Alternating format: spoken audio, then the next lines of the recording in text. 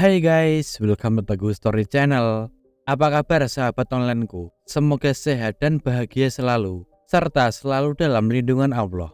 Guys, kali ini kita akan membahas kasus yang dialami oleh seorang pramugari di Filipina, di mana ia ditemukan tidak bernyawa di bak mandi di sebuah kamar mandi hotel. Diduga ia dinana-nina oleh beberapa orang kemudian dibunuh. Apa yang sebenarnya terjadi? Simak video ini sampai habis sahabat onlineku.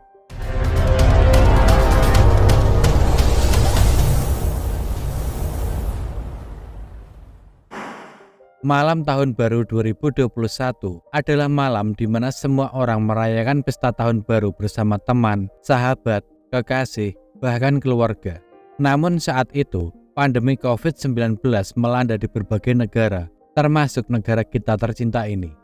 Berbagai protokol kesehatan diterapkan untuk memerangi pandemi COVID-19, dan pada saat itu juga terjadi peristiwa yang membuat geger warga Filipina, di mana saat itu Filipina mengalami lockdown terlama dan paling melelahkan di dunia. Di seluruh kota, jutaan orang menikmati perayaan tahun baru yang seadanya akibat pandemi COVID-19. Di Makati, Manila, Filipina, seorang pramugari muda dan cantik bernama Christine Desera sedang menikmati malam bersama dengan teman-teman dan koleganya. Namun malam itu berakhir dengan tragedi dan dengan cepat berubah menjadi kebingungan, dan kemudian muncul tuduhan pemerkosaan dan pembunuhan.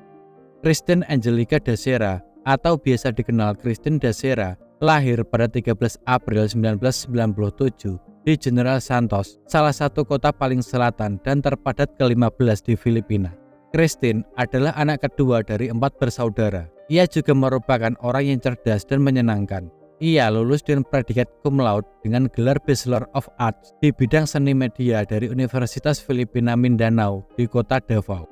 Setelah lulus, Christine meninggalkan kota kelahirannya menuju Manila dan bekerja di PAL Express, sebuah maskapai penerbangan hemat dan anak perusahaan dari Philippine Airlines, maskapai penerbangan nasional Filipina.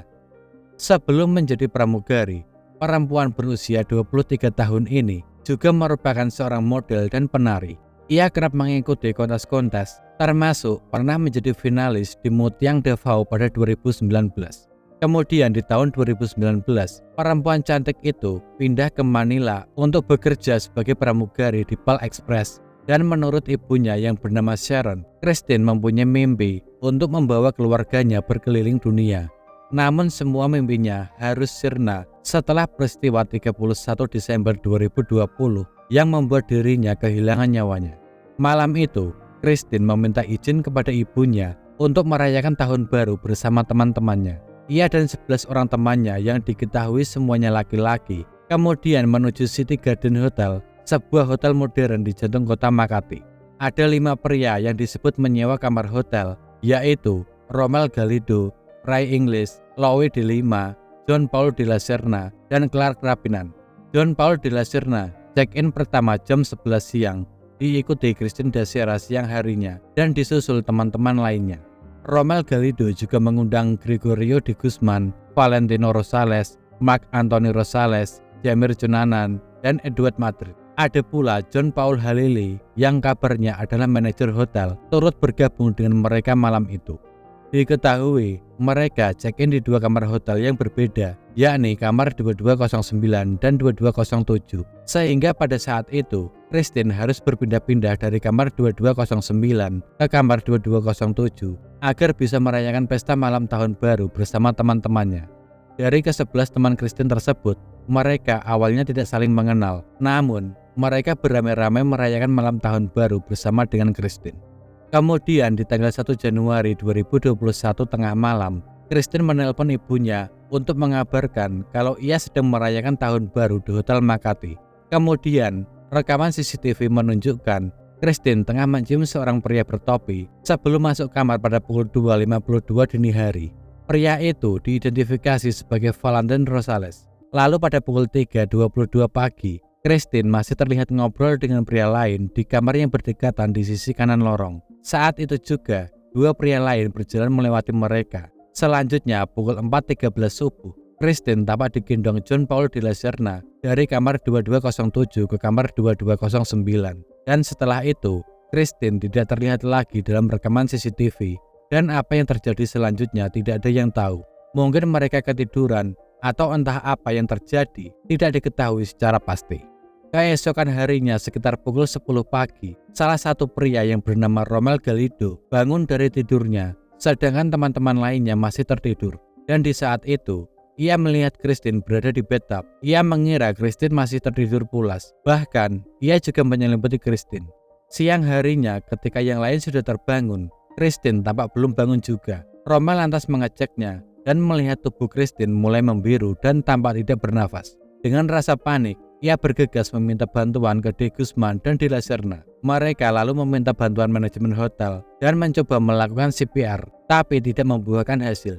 Karena tidak ada hasil, pihak hotel kemudian menyarankan mereka membawa Christine ke Makati Medical Center. Tetapi, ia dinyatakan wafat saat tiba di sana. Dan menurut pihak rumah sakit, kemungkinan besar penyebabnya adalah pecahnya aneurisma aorta.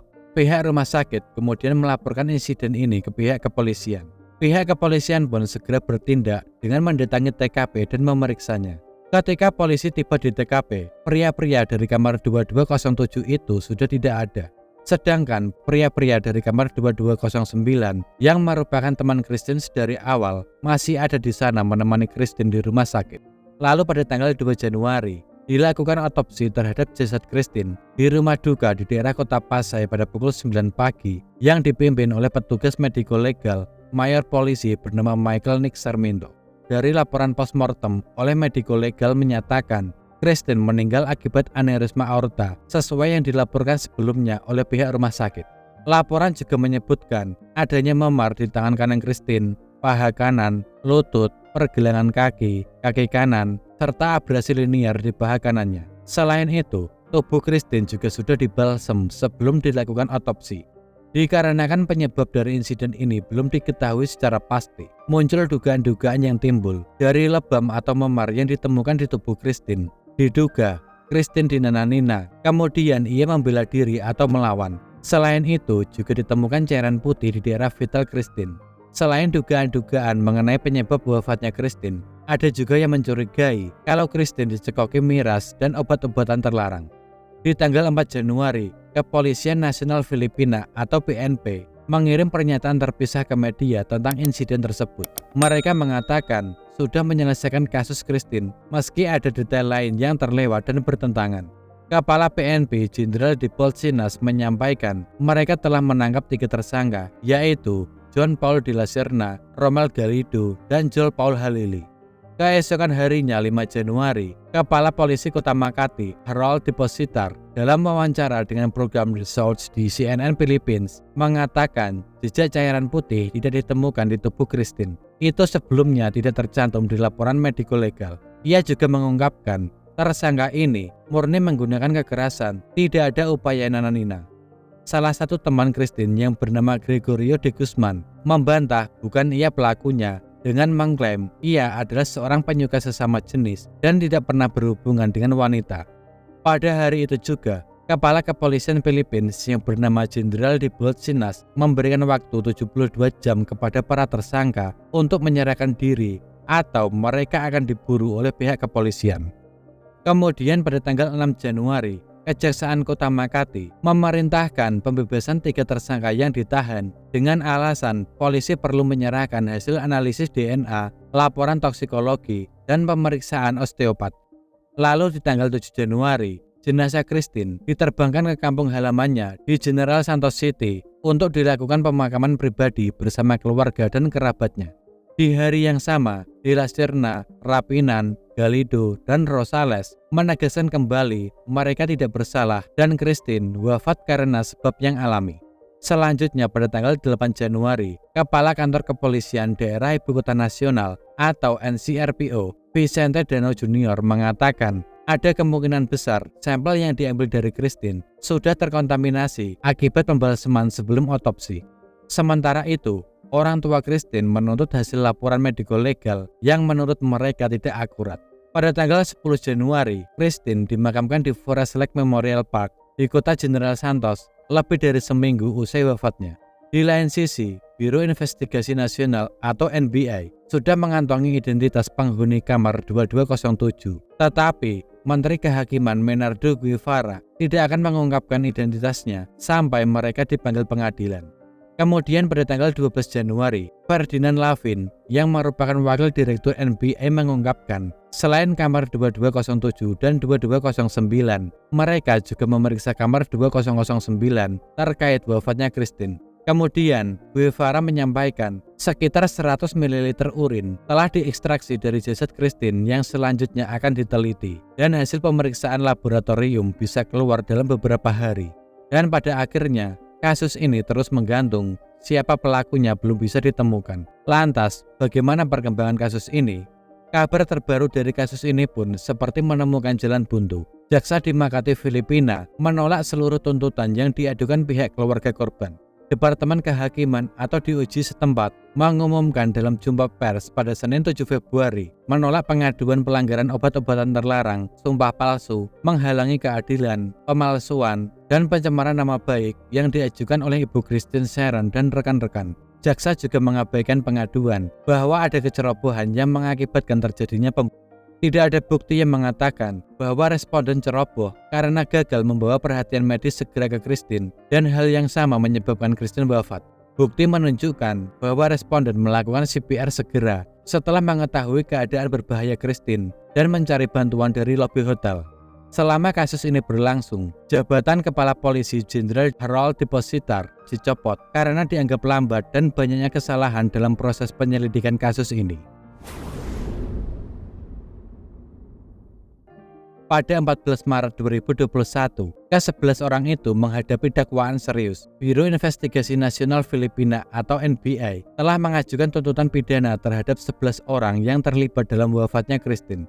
Dakwaan itu diajukan setelah kasusnya diselidiki selama 3 bulan lebih.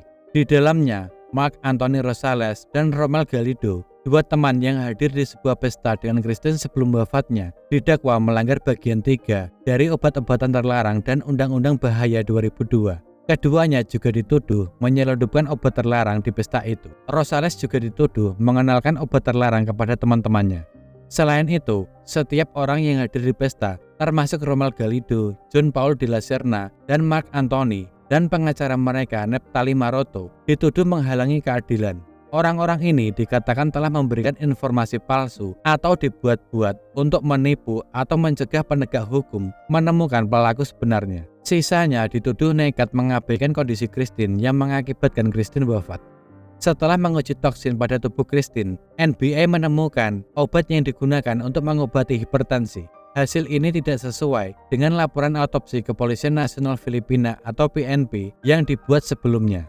NBI memastikan bahwa kandung kemih korban penuh dengan air seni dan tidak menunjukkan tanda-tanda gesekan di bagian luar alat vital. Selain itu, dalam perkembangan terakhir, NBI juga mengatakan bahwa Laboratorium Kriminal PNP telah menyerahkan hasil percobaan 2 serpihan kapas yang ditemukan di dalam kamar 2209. Hasil penelitian menunjukkan adanya obat-obatan terlarang. Hingga saat ini, NBI menyatakan belum bisa menarik kesimpulan atas kasus tersebut dan tidak bisa mengeluarkan dugaan nananina dengan 11 orang tersebut di atas. Dan hingga saat ini, kasus ini pun belum juga menemukan titik terang. Kasus ini juga merupakan kasus yang kontroversial, terutama karena kegagalan polisi dan menimbulkan badai media sosial di mana masyarakat, selebritas, dan dunia maya langsung mengambil kesimpulan tanpa mengetahui fakta yang sebenarnya. Yang jelas, di tengah semua kekacauan ini, seorang wanita muda dengan masa depan yang cerah telah wafat pada malam yang seharusnya menjadi malam perayaan. Sekian dari kisah ini. Bagaimana menurut sahabat onlineku tentang kasus ini? Bisa komen di bawah. Dan semoga kita bisa mengambil hikmah dari kasus yang aku bawakan hari ini. Bagi yang belum subscribe, bisa tekan tombol subscribe, like, komen, dan share, serta nyalakan lonceng notifikasinya agar sahabat onlineku tidak ketinggalan video dari aku selanjutnya. Tetap jaga kesehatan, berhati-hati dalam setiap aktivitas. Dan juga yang mau request tentang kasus-kasus yang ingin aku bawakan, bisa DM di Instagram Teguh Story Channel atau bisa juga komen di bawah. Sampai jumpa lagi di video selanjutnya. Terima kasih.